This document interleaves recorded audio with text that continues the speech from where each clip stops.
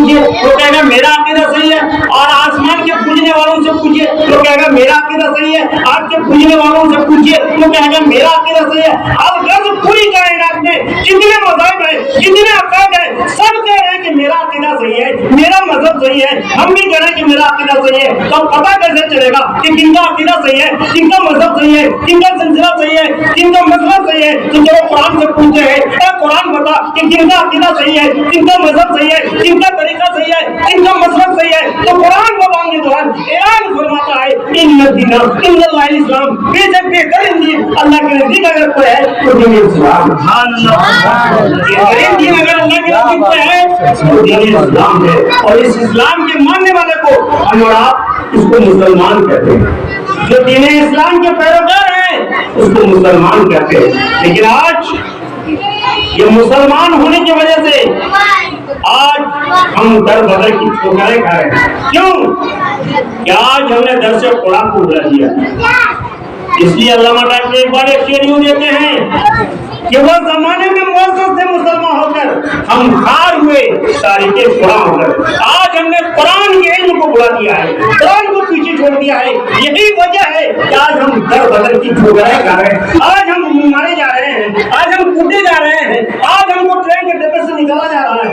آج 2 سے 3 دن کی خبر ہے کہ کشن گنج سے 30-40 بچے جو مدرسے پڑھنے کے لیے گجرات جا رہے تھے, ان چھوٹے چھوٹے بچوں کو پلیٹ فارم میں ٹرین سے اتار دیا گیا ہے اور جیل میں ڈالا گیا ہے. کیوں؟ یہ بچے ٹوپی اور پاجامہ اور پیران میں جا رہے تھے, دینی تعلیم کے جا رہے تھے, مدرسے میں پڑھنے جا رہے تھے. کیوں کہ آج ہمارا دشمن سب کوئی ہے. اور ہمارا دشمن ہونے کی وجہ کیا ہے؟ جب انسان احکام خدا بندی کو اور سنت رسول اللہ کے مطابق زندگی نہیں گزارتا ہے تو اس پر اللہ تبارک و تعالیٰ ظالم بادشاہوں کو وقت مارتا ہے. آج ہم پر اللہ تبارک و تعالیٰ نے ظالم بادشاہ کو مطلق فرما دیا ہے کہ چھوٹی سی غلطی آج مفتی سلمان اظہری تقریباً 3 مہینے سے جیل میں. آج کوئی مسلمان جب بول رہا ہے تو اس کو جیل میں ڈالا جا رہا ہے. مدرسے کے چھوٹے چھوٹے بچے علم دین کے حاصل کے لیے جب گھر سے نکلتے ہیں تو ٹرین سے اتار دیا جاتا ہے. یہ سوشل میڈیا میں واٹس ایپ اور فیس بک میں جو لوگ چلاتے ہیں دیکھے ہوں گے کہ 30-40 بچے جو کشن گنج سے گجرات پڑھنے کے لیے جا رہے تھے انہیں ٹرین سے اتار دیا گیا. کیونکہ جب یہ بچے علم دین حاصل کریں گے تو انہیں پتہ چل جائے گا کہ سچائی کیا ہے, جھوٹ کیا ہے, کون سا عقیدہ صحیح ہے, کون سا مذہب صحیح ہے. تو اس لیے ان بچوں کو یہی سے روک دیا جائے. اب بتائیے اس بچوں کا ذہن مان کے چلیے 30-40 بچے جو کبھی جیل دیکھا نہیں تھا, جیل کا تصور نہیں کیا تھا, وہ جب بچے جیل سے جائیں گے اور جیل سے جب نکلیں گے اب وہ تو کہے گا ہمارا فیکٹری میں کام کرنا, ہم گھر میں کھیتی باڑی کریں گے, ہم دوسرے کے یہاں بکری چرائیں گے, مگر ہم آپ مدرسہ نہیں جائیں گے تو پھر دوبارہ ہم کو جیل جانا ہوگا. یہ حکومت ہمارے ساتھ ناانصافی کرے گی. لیکن اس پر بھی آج ہم لوگ کو کوئی غم نہیں ہے. ہم یہ سوچتے ہیں کہ میرے ساتھ چھوڑا ہوا, یہ میرے ساتھ چھوڑا ہوا ہے. لیکن اتنی بات یاد رکھیے کہ جب گاؤں میں سماج میں آگ لگتی ہے تو صرف وہ ایک ہی مکان نہیں جلتا ہے, اس گاؤں میں جتنے مکان ہیں سب کو آگ کے مد میں آنا ہے, سب گھر میں آگ لگتی ہے. ایسا نہیں کہ ایک انسان مر گیا کہ ہم کو تھوڑا مرنا, ارے مرنا تو ہم کو. اس لیے ایسا نہیں کہ صرف وہاں کے ارریہ کے بچوں کا ہوگا, کشن گنج کے بچوں کا ہوگا, ہو سکتا ہے میرے ہاں کے بچوں کا بھی ایسا ہوگا. لیکن اس پر بھی آج ہم کو سمجھ میں نہیں آ رہی ہے. ہم لوگ اپنی ٹولی اپنی جماعت کو دیکھنے کے لیے کہ جو بھی ہم تو اس جماعت میں ہیں, ہم تو اس ٹیم میں ہیں, ہم تو اس پارٹی میں ہیں. لیکن میرے ملت کے جوان نوجوانوں متحد ہو جائیے, ایک دیوار میں آ جائیے, ایک پلیٹ فارم ہو جائیے. یقیناً اگر ایک پلیٹ فارم میں آ جائیں گے تو یقیناً ہماری حکومت اگر ہم بنا نہیں سکتے ہیں تو ہم حکومت بگاڑ سکتے ہیں. ہم حکومت بگاڑ ضرور سکتے ہیں. ایسا بھی نہیں کہ ہم سے کچھ نہیں ہوگا, ہم سے بہت کچھ ہوگا, ہم سے بہت کچھ ہوگا. جب ہم تیار ہو جائیں گے اور متحد ہو جائیں گے, جب ہمارا کوئی قائد ہوگا, ہمارا جو اچھا رہبر ہوگا, ہمارا جو مسلمان لیڈر ہوگا, تو یقیناً ہمارا بھی جھنڈا اونچا ہوگا. اس لیے کہ میدان کربلا میں کتنے 300 ڈیرے تھے، لیکن 22,000 لشکر جرار پر کافی تھے، لیکن آج ہم لوگ 300 ڈیرے نہیں، تقریباً ہندوستان میں ہم 35 کروڑ سے زیادہ ہماری آبادی، لیکن آج ہم ہر جگہ مارے جا رہے ہیں، ہماری مسجدیں توڑی جا رہی ہے، ہمارا مدرسہ توڑا جا رہا ہے، مولوی کو مارا جا رہا ہے، امام کو مارا جا رہا ہے، اچھا مقرر کو جیل میں دیا جا رہا ہے۔ کیوں؟ اس لیے کہ آج ہم متفق نہیں ہیں، ہم اتحاد کے ساتھ زندگی نہیں گزارتے ہیں، ہم ایک جگہ نہیں گزارتے ہیں، اس لیے کہ ہم کو اور آپ کو سب کو چاہیے کہ ایک خدا کے اور ایک رسول کے بتائے ہوئے باتوں پر عمل کریں گے تو یقین ہماری زندگی یہاں بھی سبقتی نظر آئے گی اور ہماری آخرت بھی سبقتی نظر آئے گی۔ تو حضرات، ہم کو اور آپ کو سب کو اللہ تبارک و تعالیٰ نے یہ دنیا میں بھیجا ہے، تو ہماری اور آپ کی وجہ کیا ہے؟ بنانے کی، پیدائش کی، تخلیق کی وجہ کیا ہے؟ اللہ جل شانہ قرآن مجید میں اعلان فرماتا ہے وما خلقت الجن والانس الا لیعبدون، ہم نے جن اور انسان کو صرف اور صرف عبادت کے لیے بنایا، ہم نے جن اور انسان کو صرف اور صرف عبادت کے لیے بنایا ہے۔ تو جس عبادت کے لیے ہم کو آپ کو سب کو بنایا ہے، ہم سب کر رہے ہیں، لیکن وہی نہیں کر رہے جس کے لیے بنایا ہے۔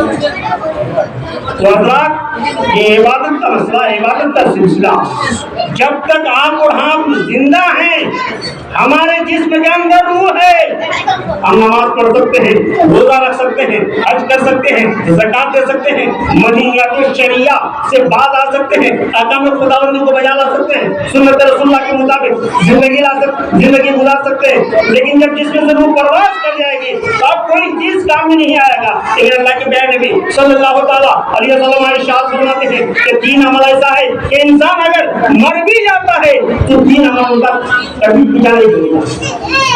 وہ 3 چیزیں کیا کیا ہیں؟ اللہ کے پیارے نبی صلی اللہ تعالیٰ علیہ وسلم ارشاد فرماتے ہیں کہ علم دین کا چھوڑ جانا، یہ اختصار مختصر شارٹ میں کہ اللہ کے پیارے نبی صلی اللہ تعالیٰ علیہ وسلم ارشاد فرماتے ہیں علم دین کا چھوڑ جانا، اور دوسرا صدقہ جاریہ کر جانا، اور تیسرا اولاد صالح ہو جانا۔ اب علم دین کا چھوڑنا کیا ہے؟ علم دین جیسے کہ امام صاحب بچوں کو پڑھا رہا ہے، میں مدرسے میں پڑھا رہا ہوں، تو جتنا ثواب پڑھنے والے کو ملے گا اتنا ثواب پڑھانے والے کو ملے گا۔